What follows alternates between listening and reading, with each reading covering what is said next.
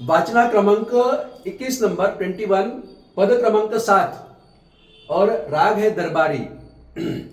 दरबारी राग में बहुत अच्छे अच्छे भजन आते हैं, जैसे आदिनाथ भगवान का प्रसिद्ध स्तवन है, तुम दर्शन भले पायो प्रथम जिना, तुम दर्शन भले पायो, ना बिन रे सर नंदन निरुपम, ना बिन रे सर नंदन निरुपम, ना बिन रे सर नंदन निरुपम, माता मरो देवी जायो प्रथम जिन, तुम दर्शन भले पायो पायो, तुम दर्शन भले पायो।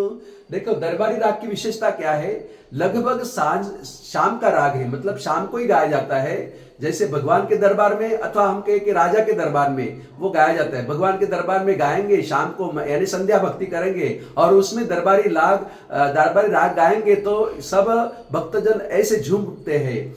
हाँ, जैसे रावण राजा की बात है, अष्टपद तीर्थ पर जाते हैं, मंदोदरी रानी और 16,000 रानियों के साथ में रावण तीर्थंकर, परमात्मा वहां तीर्थंकर नाम गोत्र कर्म उपार्जन भी होता है। तो वो दरबारी राग में कैसा वहां का दृश्य है देखो। रुम झुम करती मंदोदरी नाचे, लंकानी पटरानी, रुमझुम करती मंदोदरी नाचे, रावण राजा वीणा बगाड़े, रावण राजा वीणा बगाड़े, रावण राजा वीणा बगाड़े, रावण राजा वीणा बगाड़े, नाचे लंकानी रानी, रुमझुम करती मंदोदरी नाचे, रावणनी पटरानी,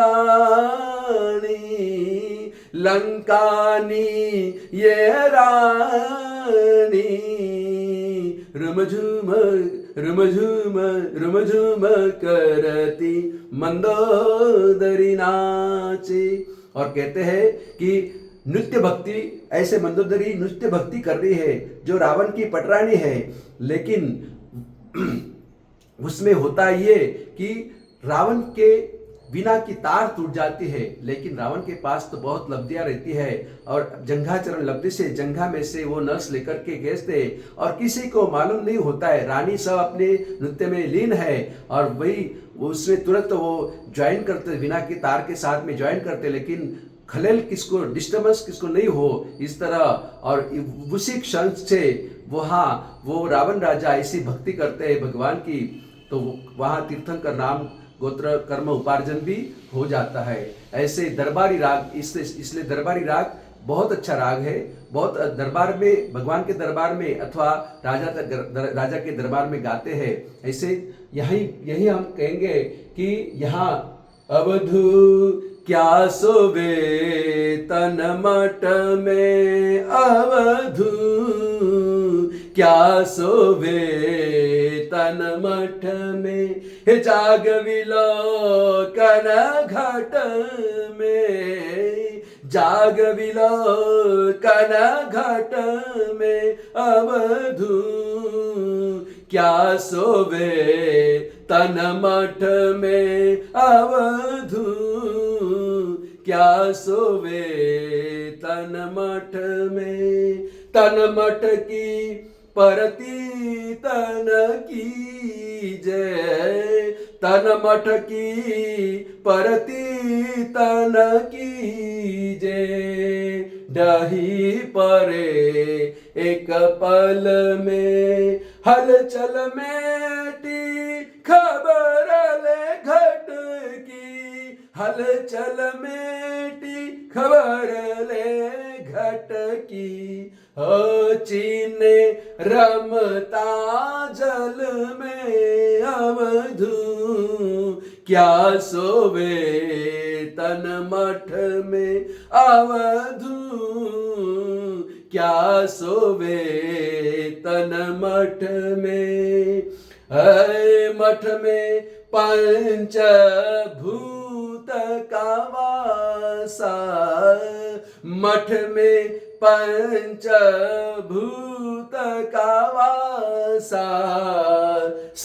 साधूत खवीसा, छिन छिन तोई चलन कुचाहे, छिन छिन तोई छलन कुचाहे।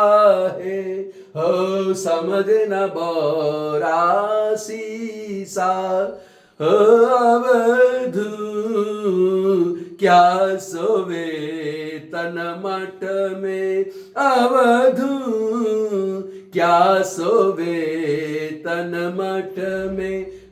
जाग विलोकन घट में, जाग विलोकन घट में अवधू, क्या सोवे तन मठ में।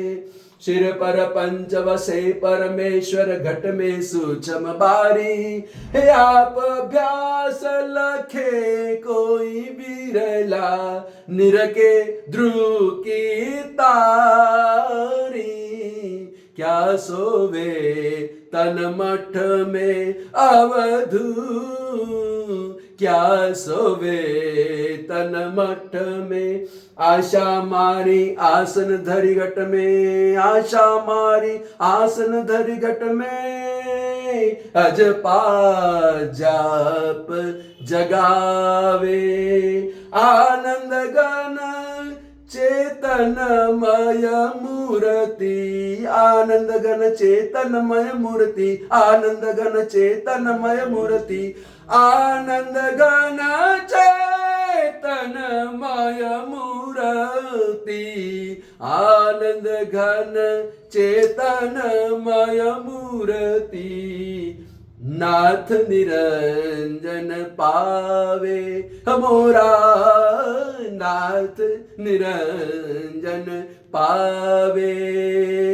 क्या सोवे तन मठ में अवधू, क्या सोवे तन मठ में। जाग विलोकन घट में, जाग विलोकन घट में, जाग विलोकन घट में, जाग विलोकन घट में।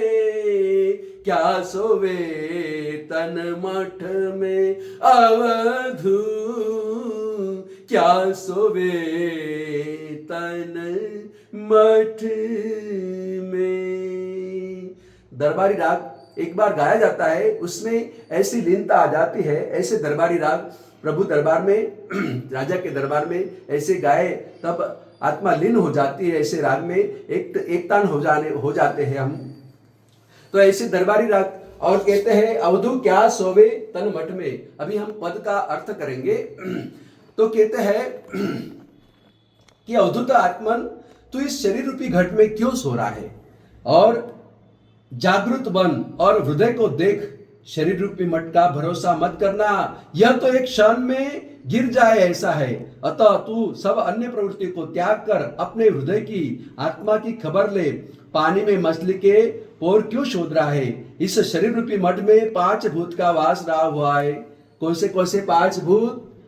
पृथ्वी, आप, तेज, वायु और आकाश। इस तरह मठ में पंचभूत का वासा। तो ऐसे श्वासोश्वास रूपी धूर्त भी वही रहा हुआ है, और वह प्रतिक्षण इस आत्मा को ठग रहा है। क्या कर रहा है? वो ठग रहा है। परंतु वह अज्ञानी आत्मा कुछ समझता ही नहीं है, वो कुछ समझ में नहीं आ रहा उसका। समझे न बौरा शीशा, ऐसे वो शिष्य, हमारे शिष्य, वो कुछ समझते नहीं है, बौरा है, पागल है, गांडा है। तो उसको कुछ समझ में नहीं आ रहा है, क्योंकि उसमें वो 5 भूत में लीन है। वो अपने शरीर के जो तत्व है उसमें ही वो आगे नहीं बढ़ रहा है। और कहते हैं, और लेकिन क्या है, सिर पर पंच वसे परमेश्वर, और अपने अपने माथा पर अपने पंच परमेष्ठी भगवान यानी अरिहंत परमात्मा, सिद्ध परमात्मा, आचार्य भगवान, उपाध्याय भगवान और साधु भगवान, 5 परमेश्वर अपने सिर पर है। तेरे सिर पर पंच परमेष्ठी का वास है, घट में रही सूक्ष्म खिड़की के द्वारा। और कहते हैं घट में सूक्ष्म बारी, और अपने हृदय के अंदर जो सूक्ष्म खिड़की है उसके द्वारा उन्हें कोई विरला आत्मा अभ्यासी ही देख सकता है, सभी देख नहीं सकते। कोई विरला, कोई 100 में, हजारों में से कोई विरला ही अपनी आत्मा के अंदर झांक सकता है। बाकी तो सब ऊपर ऊपर अपने 5 तत्व में लीन रहते, शरीर के धर्म में लीन रहते हैं, आत्मधर्म में लीन रहते नहीं है। इसलिए कहते हैं कभी भी देही अभिमानी बनो, देह अभिमानी मत बनो। देह अभिमान मतलब शरीर का अभिमान, देही अभिमान मतलब अंदर शरीर में जो प्राण तत्व है, जो आत्मा तत्व है, उसका अभिमान मतलब हमको आत्मा का अभिमान करना है, हमको शरीर का अभिमान करना नहीं है। आत्मा अभ्यासी, कोई विरला आत्मा अभ्यासी देखता है उसे ध्रुव का तारा दिखाई देता है, निर के ध्रुव की तारी।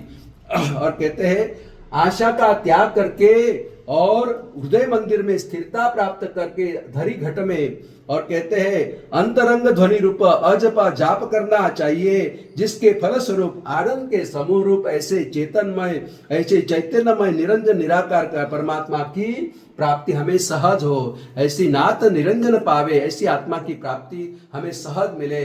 ऐसे आत्म घन, ऐसे आनंद घन, ऐसे आनंद जी महाराज साहब हमको ऐसे पद द्वारा हमको आत्मा की मजबूत स्थिति और परमात्मा दशा जैसे होगी, जैसे हम सिद्ध परमात्मा एक दिन बनने वाले हैं, वो स्थिति में हम अभी भी थोड़ा थोड़ा तो अनुभव, सूक्ष्म अनुभव हम कर सकते हैं। ये पद द्वारा हमें वो प्रैक्टिकल रूप में वहां पहुंचाना चाहते हैं। ऐसे आनंद जी महाराज को बार बार नमन हो, प्रणाम हो।